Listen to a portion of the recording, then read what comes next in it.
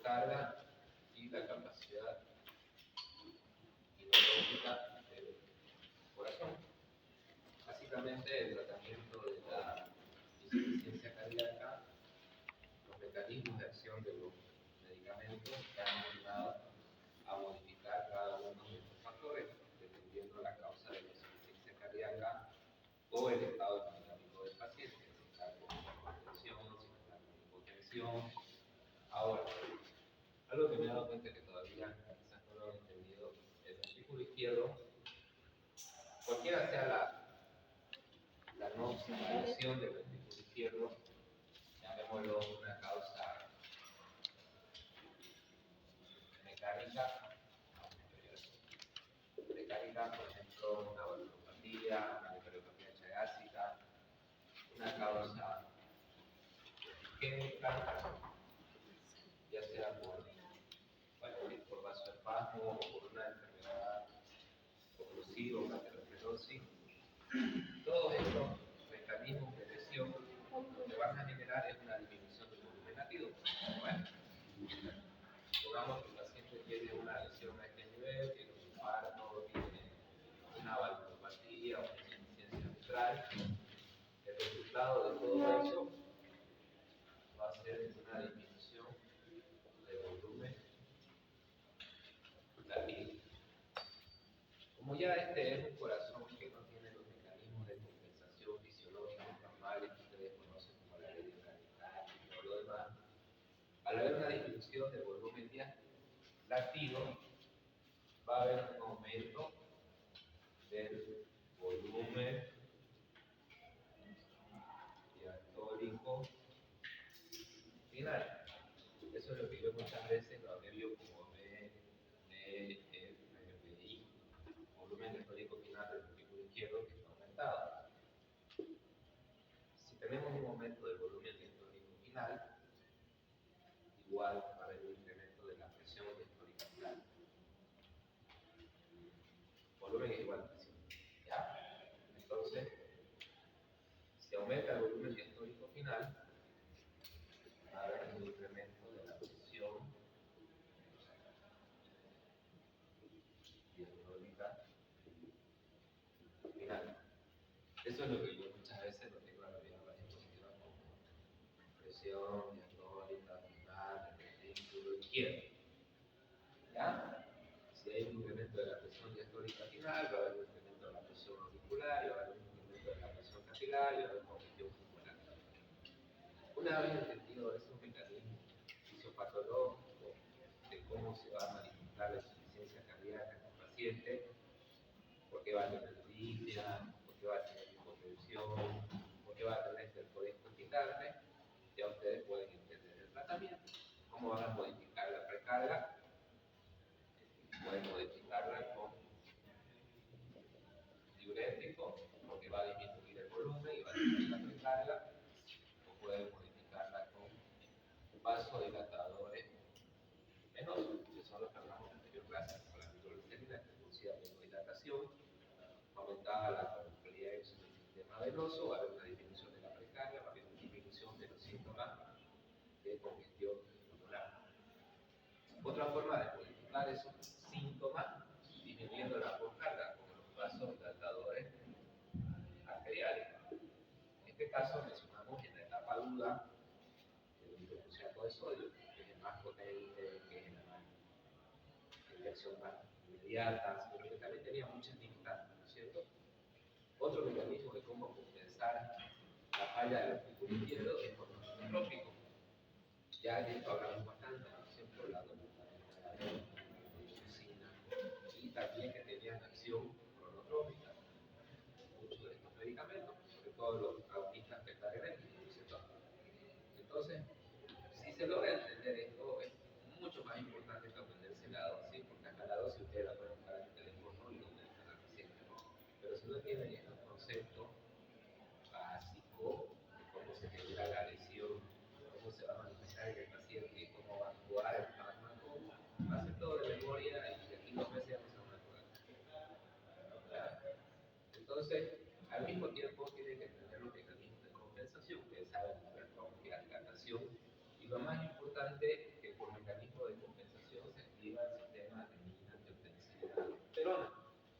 que lo vamos a volver a mencionar porque es una base fundamental del tratamiento de la insuficiencia cardíaca. Básicamente, estos medicamentos que estamos hablando acá son los que van a disminuir los síntomas de congestión, pero los que van a disminuir la mortalidad son estos otros de acá, ¿ya? Todo lo que es bloqueante, IECA, ARA, ahorita de la. Entonces, no sé si se entiende bien ya esta parte. Me acaba la clase y me preguntan, ¿qué significa PDFBI? Y está bien, muchas veces yo también lo puedo sobreentender, ustedes ya lo están entendiendo, y a veces no se entiende.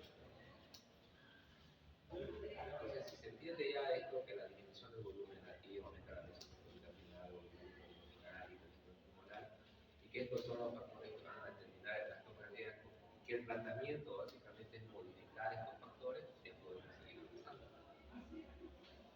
¿Ya? No sé si tienen alguna duda de esta parte.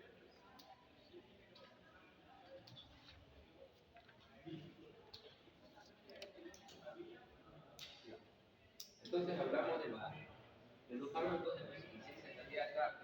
Básicamente ya mencionamos todo lo que es hipotrópico y ya vamos a avanzar diuréticos, que ya habíamos avanzado, una introducción a IECA, y la siguiente clase ya se terminaría insuficiencia cardíaca.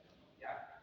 Dentro de los vasodilatadores ya mencionamos la nitroglicerina, el acetato del sodio, son los vasodilatadores de acción rápida. El vasodilatador arterial más potente que conocíamos, el methylcruciato, que aquí está el mecanismo de acción de la nitroglicerina. Todo esto en la anterior clase ya lo mencionamos. Solamente recordar la principal indicación de la nitroglicerina es prácticamente infarto de agudo de pulmón. ¿Ya? Tiene una semivida corta.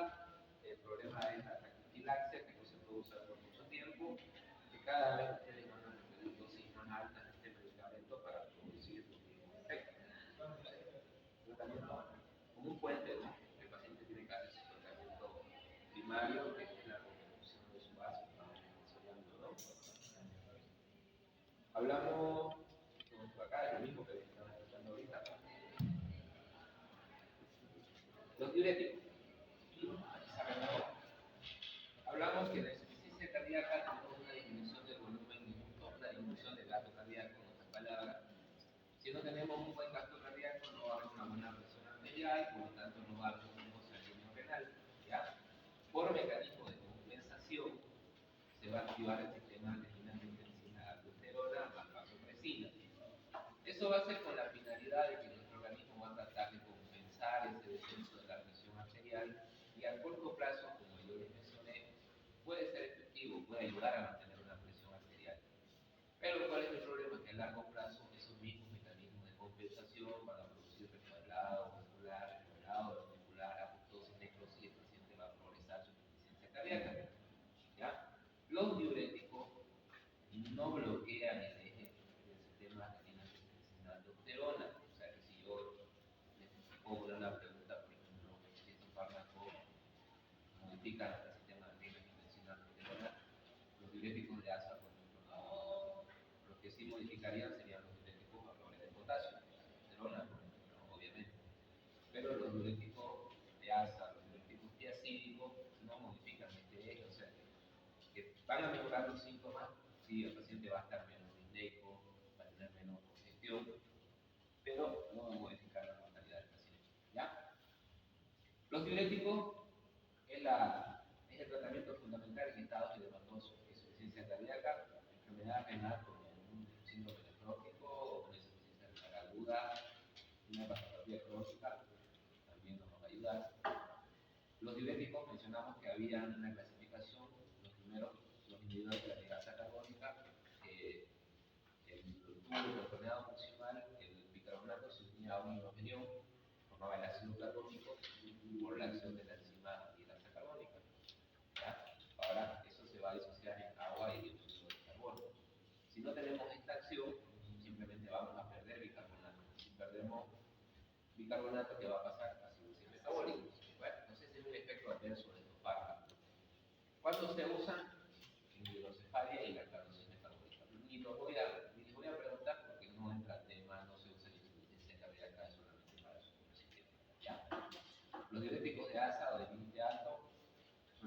potentes porque pueden aumentar la presión de sodio en 25%, actúan en la porción de 72 de asa de Henle, inhiben con el transportador sodio-cloro de potasio.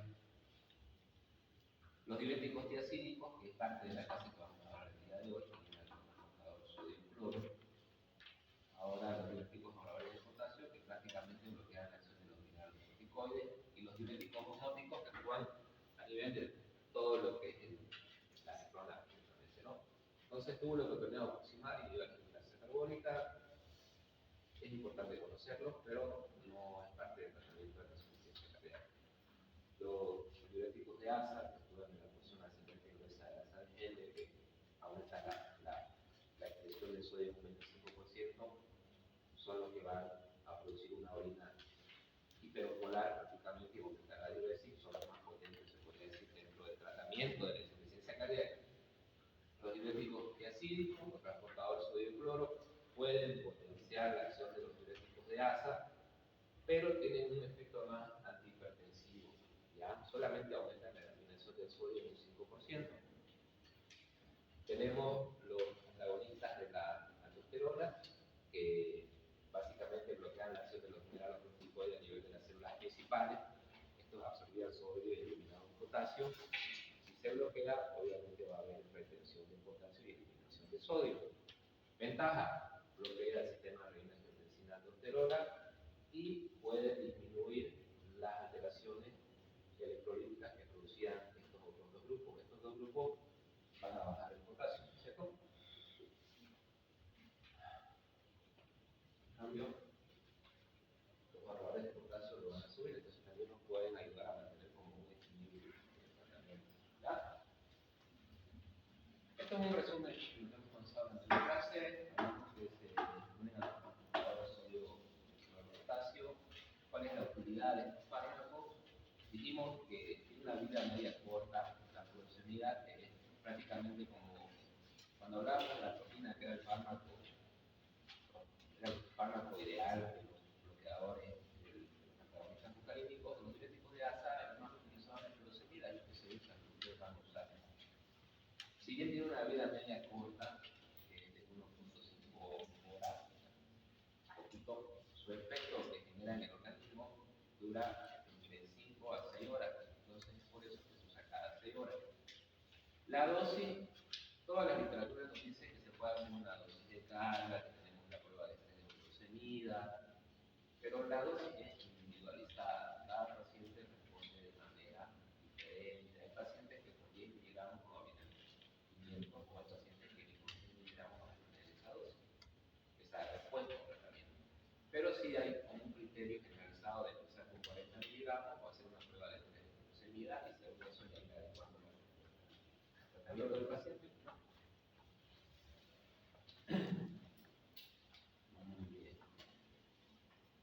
Mencionamos que los diuréticos de asa no tenían un efecto inmediato, que había un retraso en la respuesta a la mejoría del paciente de unos 10 a 15 minutos. Entonces su acción la dividieron en dos etapas. La primera fase, que era temporal, que dice que pueden estimular al sistema de medicina y aumentar la carga durante 15 minutos, temporal, nuevamente se lo mencioné. Y ya la segunda fase, aparte de su efecto diurético, que obviamente va a mejorar los síntomas, libera alerginas, produce vasodilatación y disminución de la precarga. Entonces el paciente, antes que ya tenga el efecto de diuresis, ya se va a empezar a sentir mejor por esta misma disminución de la presión diastólica final y de la congestión pulmonar. ¿Ah? No es solo que el paciente va a mejorar por la diuresis, también tiene otros mecanismos de acción. Indicaciones que evidencia clínica: insuficiencia cardíaca, sí, nos va a ayudar para los síntomas de congestión. La acidosis no es el diurético de elección, ayuda cuando el paciente está muy congestivo, pero el diurético de elección, como se lo mencioné anteriormente, es el tiroconazol. ¿Ya? En el síndrome nefrótico sí está indicado, pero en el síndrome nefrótico, ¿me dieron alguna vez síndrome nefrótico? Sí, no, aumenta la permeabilidad, la permeabilidad regular, el paciente pierde proteína y por lo tanto va a haber una disminución del volumen arterial circulante efectivo. En otras palabras, perder proteína pierde líquido. Si nosotros al paciente solo le damos diuréticos,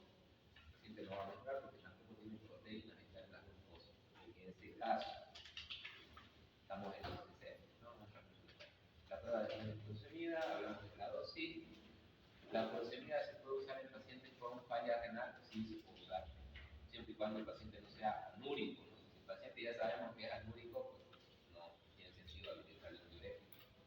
Pero si es un paciente renal crónico que tiene diuresis observada, porque hay pacientes renales crónicos que orinan, el problema es que no filtran, y ustedes les pueden mejorar sus síntomas con diuréticos. Pero si ya tienen un paciente que dice, ¿sabes qué, doctor? Yo soy renal crónico hace 3 años y no orino hace un año. No tiene sentido dar ese tratamiento. En la insuficiencia cardíaca, para tratar los síntomas, se puede usar como acción potenciadora de los diuréticos de ASA, o sea que no es de primera elección, no es que yo tengo un paciente que debe con insuficiencia cardíaca, con edema agudo de pulmón, y le voy a poner un diurético cámara y un diurético tiacídico. No, estos fármacos son como un fármaco que va a hacer acción cinética con los diuréticos de ASA. Puede ayudar a su acción de los diuréticos de ASA, pero no son de primera elección en los pacientes con insuficiencia cardíaca. Sí lo menciona en la literatura, si ustedes leen no menciona diuréticos, parte del tratamiento de la insuficiencia cardíaca son diuréticos, lo mencionan los diuréticos de ASA y lo mencionan los diuréticos tiacídicos. Entonces vamos a hacer un breve repaso de los diuréticos tiacídicos. Dentro de estos hay dos fármacos que tienen que conocer, que son la tiacida y la metalazona. Ahorita le vamos a explicar por qué son esos dos fármacos principales. Bueno, su mecanismo de acción es la interferencia del transportador sodio-cloro de la membrana apical del primer segmento del tubo rectal. El aumento de la distribución del sodio hacia el túbulo colector es parte de su mecanismo de acción, pero también interactúan en el intercambiador sodio-potasio, originando una reducción de la concentración de potasio. Bueno, que se acuerden que bloquear el transportador sodio-cloro estamos bien, y que los diuréticos de ASA es el transportador sodio-cloro-potasio. Farmacocinética, todos los diuréticos tiacídicos son absorbidos oralmente. No, bueno, yo por lo menos no he usado diuréticos tiacídicos endovenosos, no son por vía oral. Tienen volumen de distribución igual o mayor que el equivalente al pulmón corporal. Están medidos que están medidas en la proteína. Su tiempo promedio de acción son 2 a 3 horas, alcanzan un máximo 3 a 6 horas, pero siempre hay fármacos que tienen un tiempo de acción más prolongado. Es por eso que se prefiere usar a la hidrocortiacida, a la zona, es una de las ventajas que tiene. ¿Ya? La disminución del efecto anergético después de 6 horas para regular el fármaco, salvo la clortalidona, que no tengo experiencia en ese fármaco, sí en la hidrocortiacida. Varias tiacidas experimentan metabolismo hepático. De los que experimentan metabolismo hepático no usamos. La mayoría de los que usamos son los que tienen metabolismo por vía renal o por vía biliar. ¿Ya? ¿Cuál es la ventaja de estos medicamentos con respecto a los diuréticos? Su ventaja es que tienen una duración más larga. ¿Ya? Por ejemplo, su mínimo de acción de los diuréticos de tiacida es de 8 a 12 horas. De los diuréticos de ASA era 1.5, pero su efecto sí se mantenía más tiempo, hasta 6 horas, ¿no es cierto? Entonces, estos fármacos, los diuréticos tiacídicos, se administran una sola vez al día.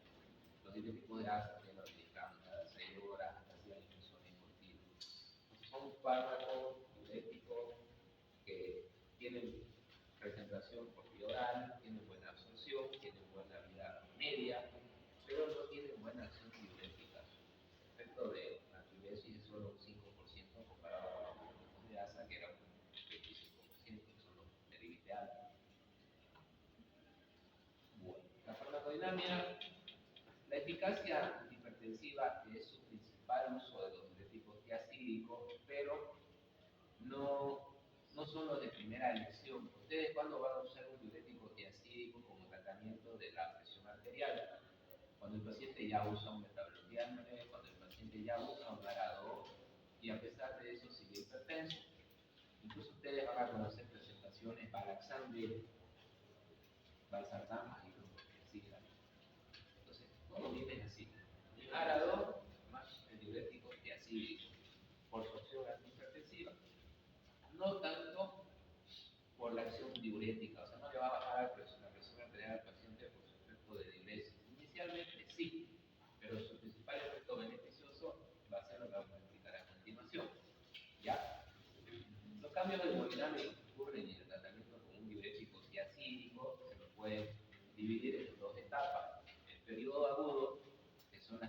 las 2 semanas de tratamiento, que por su acción de reducción del líquido extracelular, ¿cómo va a reducir eso? Aumentando la diuresis. Si el paciente orina, va a disminuir el volumen plasmático que ustedes tienen, y por lo tanto va a haber una reducción de la presión arterial. Pero ese mecanismo de acción solamente en las primeras 2 semanas de tratamiento.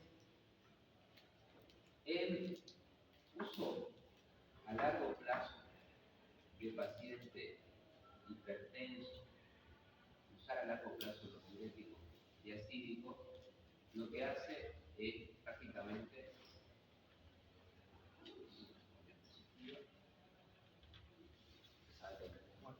si tenemos el tratamiento a corto plazo y tenemos esta curva de acá, podemos observar que hay una reducción de la presión arterial por disminución del volumen plasmático. Aquí tenemos un aumento de la resistencia periférica, tenemos una reducción del gasto cardíaco por este mecanismo acá. Pero ya cuando el paciente lo usa durante meses, lo que se modifica es la resistencia periférica. Entonces, en realidad, el mecanismo de acción a largo plazo de los diuréticos diacídicos con efecto antihipertensivo, el cambio hemodinámico que genera, es este, reducción de la resistencia periférica. ¿Ya? No es la diuresis, en ese caso, porque no son fármacos que tienen una buena acción diurética, 5%. Sí, inicialmente le bajan la presión al paciente por diuresis las primeras semanas, pero su mecanismo ya a largo plazo el paciente es por disminución de la resistencia vascular periférica. ¿Ya? Bueno, la dosificación viene en presentación de 12.5 y 25 miligramos. Generalmente el 50% de los pacientes responden a estas dosis. O sea, no es como los diuréticos, ustedes le pueden colocar hasta 1 gramo al paciente, ¿no?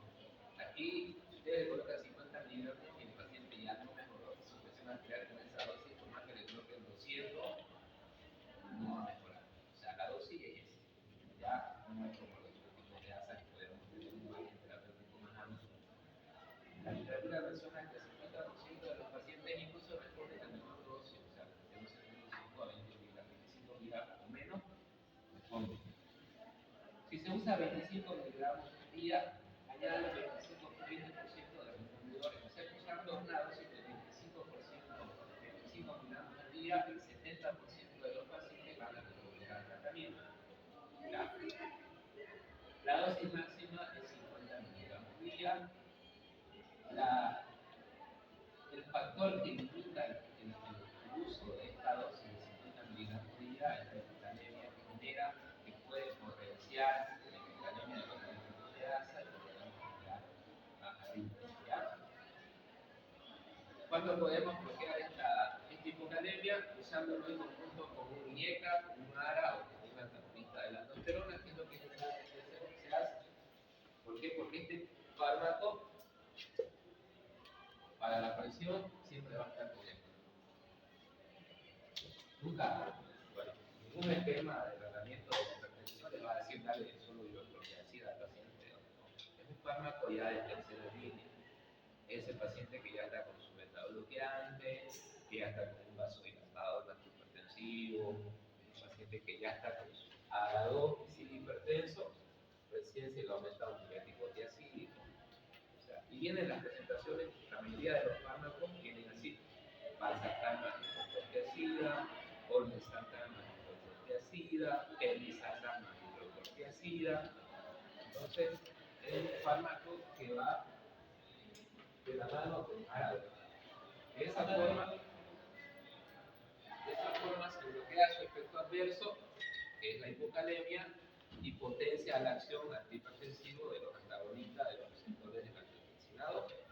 ¿Ya? Entonces, podemos decir que su utilidad, 1, potenciar la acción de los diuréticos de ASA, y 2, potenciar la acción antihipertensiva de los otros fármacos, como ser un ARA2. ¿Ya? En resumen, se podría decir eso, de estos fármacos. Muy bien, estos son los fármacos. De estos fármacos, los que son más utilizados, hidrocortiacida, metalazona.